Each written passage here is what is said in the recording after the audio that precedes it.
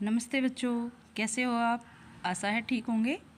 तो चलिए शुरू करते हैं एक और नई वीडियो को, जिसमें आज हम सीखेंगे कि संविधान लागू होने के बाद से अब तक राजभाषा हिंदी संबंधी कौन कौन से आयोग बने हैं, कौन कौन से अधिनियम पारित हुए हैं और कौन कौन से कानूनी प्रावधान हैं।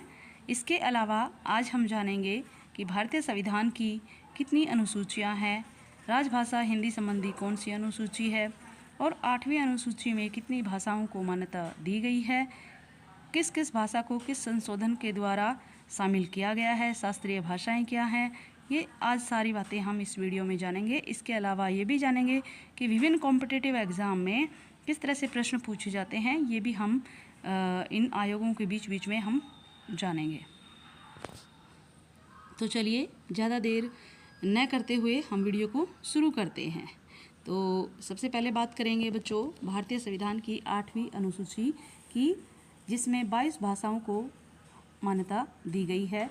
हमें पता है कि कुल अनुसूचियाँ कितनी है बच्चों, 12 हैं, जिसमें से 8वीं अनुसूची में 22 भाषाओं को मान्यता दी गई है।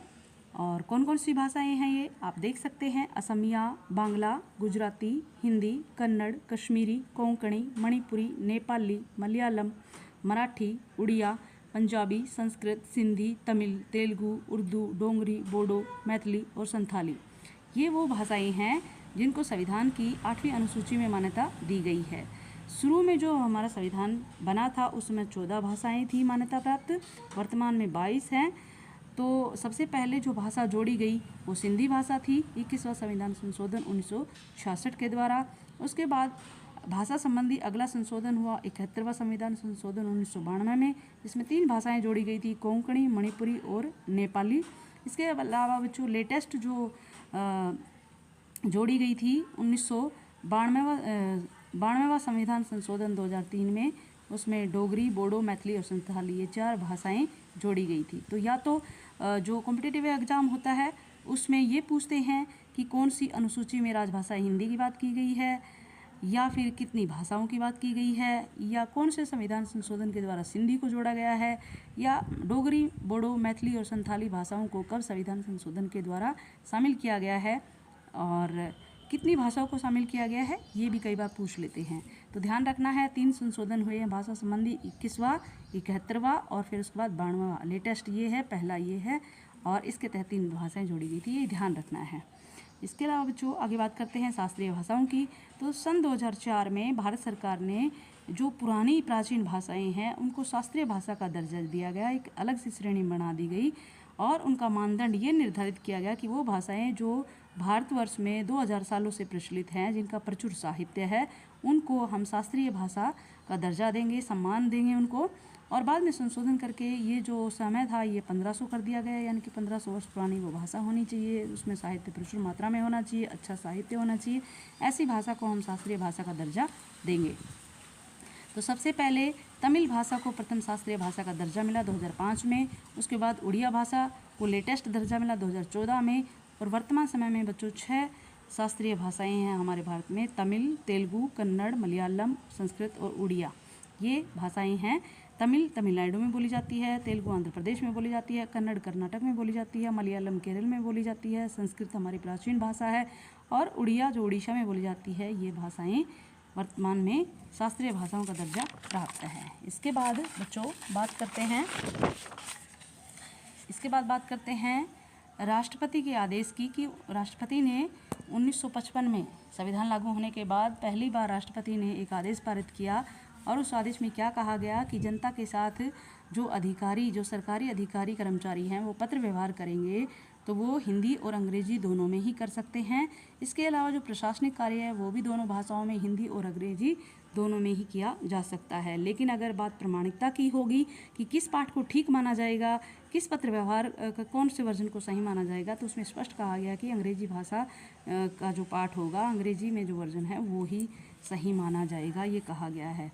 उसके बाद 1955 में एक राजभाषा आयोग आया और राजभाषा आयोग 1955 आया, जिसको प्रथम राजभाषा आयोग कहा जाता है। ये भी पूछा जाता है कई बार कि प्रथम राजभाषा आयोग कौन सा आया था। तो राजभाषा आयोग 1955 था। 7 जून 1955 को इसका गठन हुआ। बीजी खैर यानी बाल गंगाधर इसके अध्यक्ष थे। इसने अपनी रिपोर्ट 1956 को दी। किसको दी? राष्ट्रपति को दी। इसने 20 सूत्री सुझाव दिए और उन सुझावों के आधार पर राष्ट्रपति ने कुछ आदेश निकाले। इसके अलावा और भी बात करेंगे, पर पहले ये बात करते हैं कि इस आयोग ने, राजभाषा आयोग 1955 ने क्या सुझाव दिए थे। तो राजभाषा आयोग ने सुझाव दिए थे कि पारिभाषिक शब्दावली का निर्माण तीव्र किया जाए हिंदी में।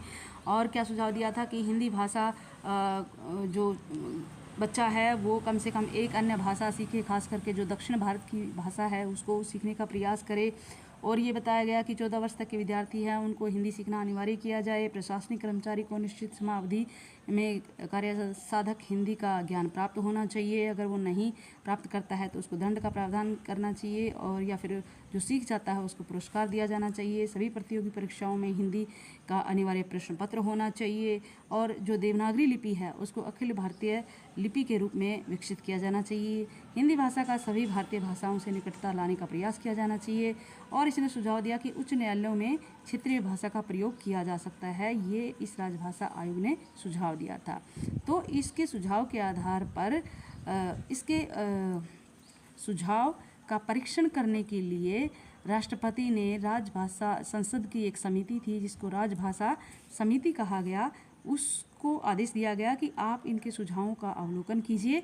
और इस समिति ने भी अपने सुझाव दिए थे। इस समिति ने क्या सुझाव दिए थे कि अधिकारी और कर्मचारी को कार्य साधक हिंदी का ज्ञान जब तक वो प्राप्त नहीं कर लेते तब तक वो अपना कार्य अंग्रेजी में करें, ये छूट दी जानी चाहिए। इसके अलावा इस समिति ने सुझाव दिया था कि 45 वर्ष से ऊपर के जो अधिकारी कर्मचारी हैं उनको हिंदी प्रशिक्षण से छूट दी जानी चाहिए, यानी वो हिंदी में काम करें ना करें उनको छूट दी जानी चाहिए। और क्या सुझाव दिया था इसने? उच्च न्यायालय के निर्णय अंग्रेजी में ही हों, आदेश अंग्रेजी में ही हों। केंद्रीय परीक्षाओं में केंद्रीय जो परीक्षाएं हों उनका माध्यम अंग्रेजी ही हो। और 1965 के बाद हिंदी प्रधान भाषा के रूप में विकसित की जाए, ये इस राजभाषा समिति ने सुझाव दिया था। तो आप देख सकते हैं कि राजभाषा आयोग जो था उसका सुझाव हिंदी की तरफ ज़्यादा था, झुकाव हिंदी की तरफ ज़्यादा था, जबकि ये जो समिति बनी थी संसदीय समिति, इसका झुकाव अंग्रेजी भाषा की तरफ हमें दिख रहा है। तो इन दोनों सुझावों का, राजभाषा आयोग के सुझाव को और संसद की जो समिति थी राजभाषा समिति, उसके सुझाव को देख करके राष्ट्रपति ने दोनों के सुझाव का अवलोकन करके कंक्लूजन के रूप में, निष्कर्ष के रूप में राष्ट्रपति ने एक आदेश पारित किया राजभाषा संबंधी इन सिफारिशों के आधार पर। और वो आदेश क्या थे एक बार देख लेते हैं। उन्होंने कहा कि 45 वर्ष से अधिक उम्र के जो कर्मचारी हैं उनको प्रशिक्षण से छूट दी जाएगी, हिंदी प्रशिक्षण से छूट दी जाएगी। इसके अलावा अखिल भारतीय सेवाओं में जो परीक्षा का माध्यम होगा वो अंग्रेजी ही होगा, लेकिन धीरे धीरे हम कोशिश करेंगे कि हिंदी भाषा को भी बढ़ावा दिया जाए और अन्य क्षेत्रीय भाषाओं में भी वो परीक्षाएं करवाई जाए, ये कोशिश की जाएगी, लेकिन अभी अंग्रेजी में ही होगा। ये उन्होंने कहा राष्ट्रपति के आदेश में। उसके बाद राष्ट्रपति ने और क्या आदेश पारित किया? उस आदेश में ये लिखा गया कि हिंदी वैज्ञानिक और तकनीकी शब्दावली के लिए एक आयोग का निर्माण किया जाएगा। विधायी आयोग का गठन किया जाएगा जो विधि सामग्री को हिंदी में अनुदित करेगा। इसके अलावा शिक्षा मंत्रालय हिंदी प्रचार की व्यवस्था करे, राजकाज हिंदी में हो, गृह मंत्रालय इस तरह की योजना तैयार करे। तो मोटे मोटे तौर पर हम कहें कंक्लूजन के रूप में तो उन्होंने सबको आगे साथ लेकर चलने की कोशिश की। और इस राष्ट्रपति के आदेश के आधार पर 2 आयोगों का गठन किया गया, तकनीकी और वैज्ञानिक शब्दावली आयोग और दूसरा था विधायी आयोग। ये 2 आयोग बनाए गए। उसके बाद बच्चों बात करते हैं राजभाषा अधिनियम 1963 की, जिसको बाद में संशोधित किया गया 1967 में। इसमें क्या कहा गया है कि 26 जनवरी 1965 से सभी सरकारी जो उपक्रम थे, कार्यालय थे, प्रतिष्ठान थे, उनमें राजभाषा हिंदी को लागू करना था। लेकिन उस लागू करने से पहले ही, यानी कि 1965 से पहले ही पश्चिमी बंगाल और तमिलनाडु में हिंदी का विरोध शुरू हो गया। यानी वो नहीं चाहते थे कि हिंदी हमारी राजभाषा बने। तो उनके विरोध को देखते हुए पंडित जवाहरलाल नेहरू ने ये आश्वासन दिया हिंदी भाषी क्षेत्र के लोगों को कि हम राजभाषा हिंदी को एकमात्र राजभाषा के रूप में स्वीकार करने से पहले आप लोगों से सलाह लेंगे, मशवरा लेंगे, सहमति लेंगे और उसके बाद ही हम कोई कंक्लूजन निकालेंगे। तो उसी के कंक्लूजन के लिए ये एक्ट बनाया गया था जिसका नाम है राजभाषा अधिनियम 1963। उसमें क्या कहा गया था? राजभाषा अधिनियम 1963 में क्या कहा गया था कि 26 जनवरी 1965 के बाद भी हिंदी के अलावा अंग्रेजी भाषा का प्रयोग ऐसे के ऐसे जारी रहेगा। उच्च न्यायालय के निर्णय या तो हिंदी में होंगे या फिर किसी राज्य स्तरीय राजभाषा में भी किए जा सकेंगे। इसके अलावा ये जो अधिनियम था 1963 राजभाषा का, इसमें ये भी कहा गया कि संघ के जो संकल्प हैं, अधिसूचनाएं हैं, विज्ञापन है, या संघ मतलब जो केंद्र सरकार है, कि केंद्र सरकार के जितने भी संकल्प है, अधिसूचनाएं हैं, विज्ञापन है, सभी दस्तावेज हिंदी और अंग्रेजी दोनों भाषाओं में जारी होंगे, अनिवार्य है ये।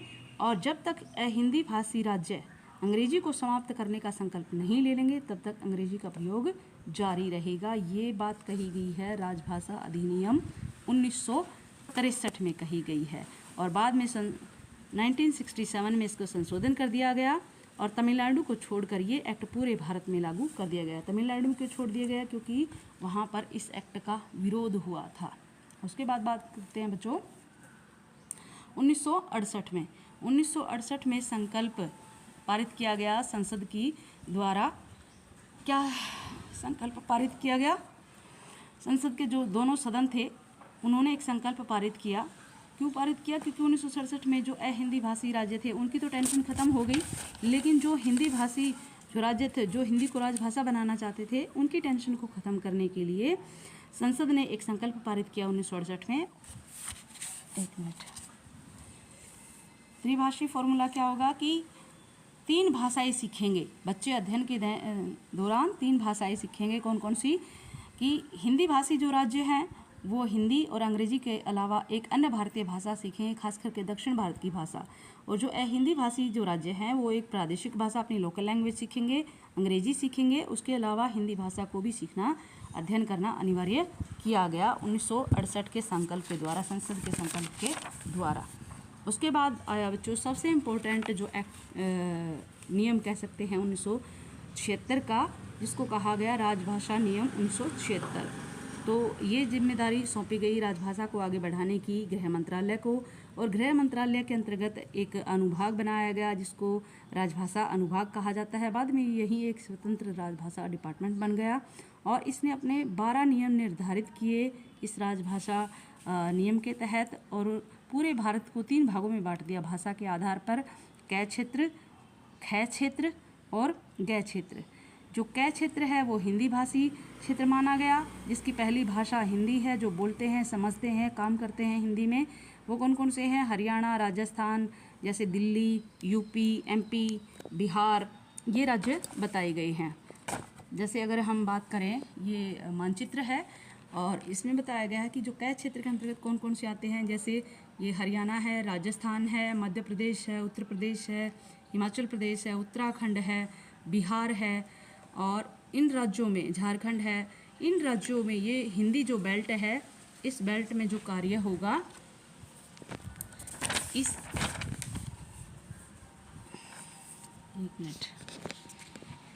ये जो बेल्ट है, इस बेल्ट में जो कार्य होगा वो हिंदी भाषा में होगा, पत्राचार हिंदी में होगा। और जो खै क्षेत्र है उसको कहा गया हिंदी भाषी क्षेत्र, जहाँ पर हिंदी समझी जाती है, समझ लेते हैं। वहाँ की जो स्थानीय भाषा है वो प्रमुख है, जैसे पंजाब है, गुजरात है, महाराष्ट्र है, चंडीगढ़ है, अंडमान और निकोबार है।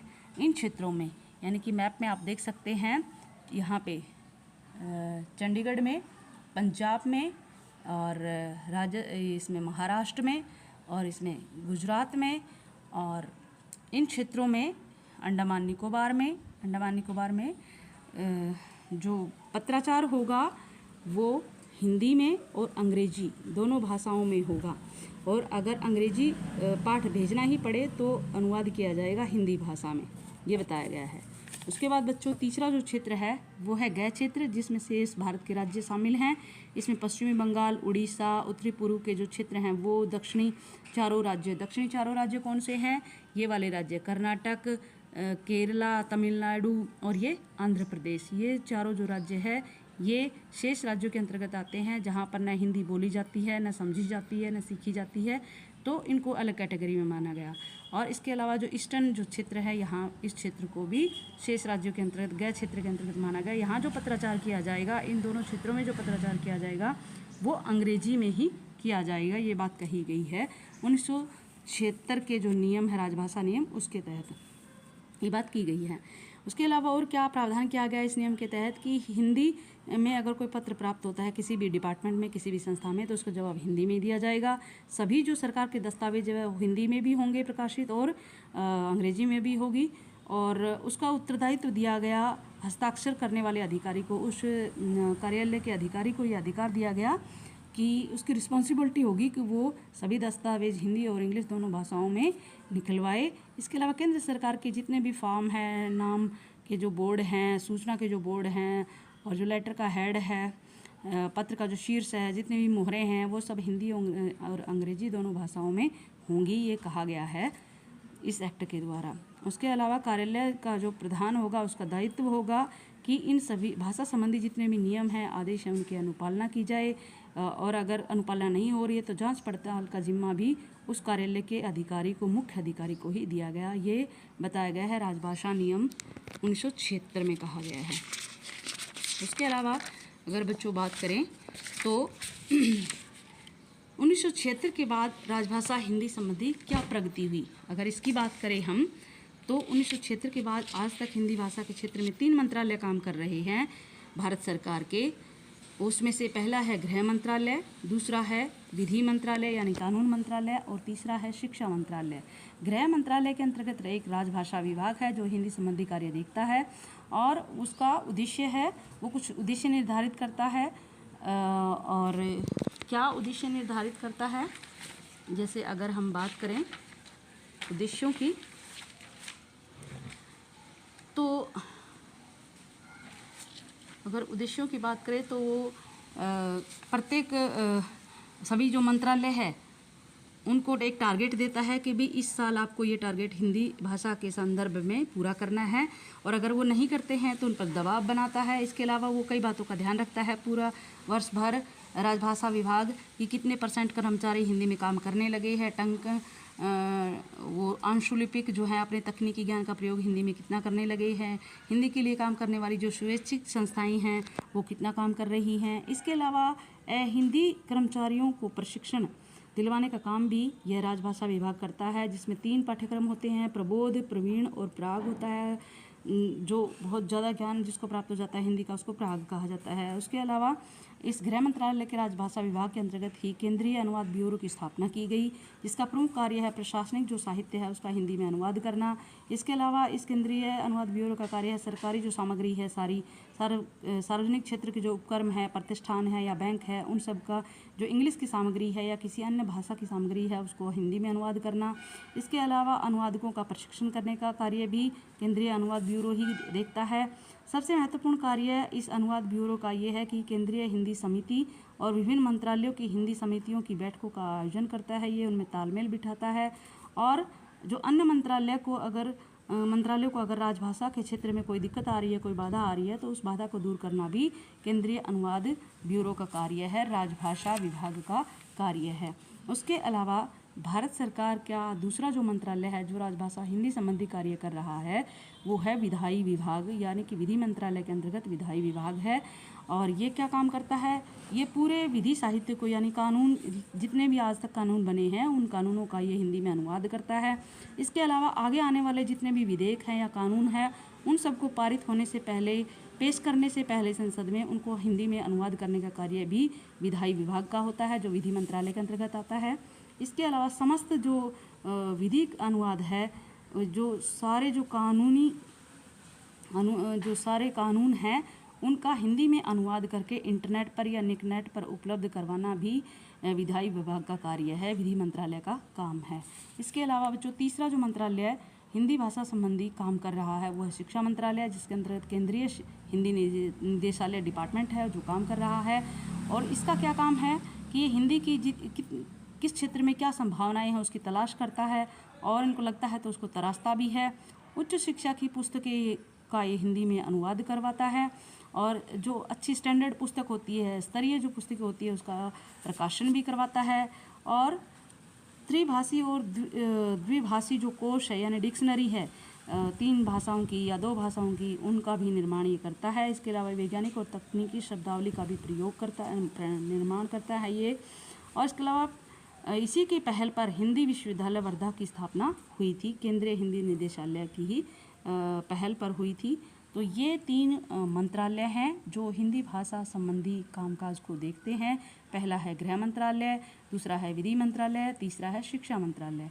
गृह मंत्रालय के अंतर्गत राजभाषा विभाग देख रहा है इस काम को, विधि मंत्रालय के अंतर्गत विधायी विभाग देख रहा है, और तीसरा जो डिपार्टमेंट है वो है शिक्षा मंत्रालय, उसके अंतर्गत केंद्रीय हिंदी निदेशालय इस काम को देखता है। तो कॉम्पिटिटिव एग्ज़ाम में कई बार पूछ लेते हैं कि केंद्रीय अनुवाद ब्यूरो जैसे किस मंत्रालय के अधीन आता है, या स्तरीय पुस्तकों का प्रकाशन इनमें से कौन सा विभाग कर रहा है। 4 ऑप्शन आ जाएंगी, राजभाषा विभाग, विधायी विभाग, केंद्रीय हिंदी निदेशालय, या इनमें से कोई नहीं। तो आपको ये ध्यान रखना है कि किस मंत्रालय का क्या काम है, ये एक बार आप देख लेंगे, 1-2 बार वीडियो को देख लेंगे तो अच्छे से समझ में आ जाएगा। और बहुत ही सरल है, बहुत ही सिंपल है, कोई मुश्किल नहीं है, बस अपने आप पे विश्वास करना है और इसको सीखना और समझना है। ये सभी कॉम्पिटिटिव एग्ज़ाम के लिए महत्वपूर्ण है ये वीडियो। तो आज इतना ही, मिलते हैं अगली वीडियो में किसी नए टॉपिक के साथ, नए विषय के साथ। तब तक जय हिंद, जय भारत।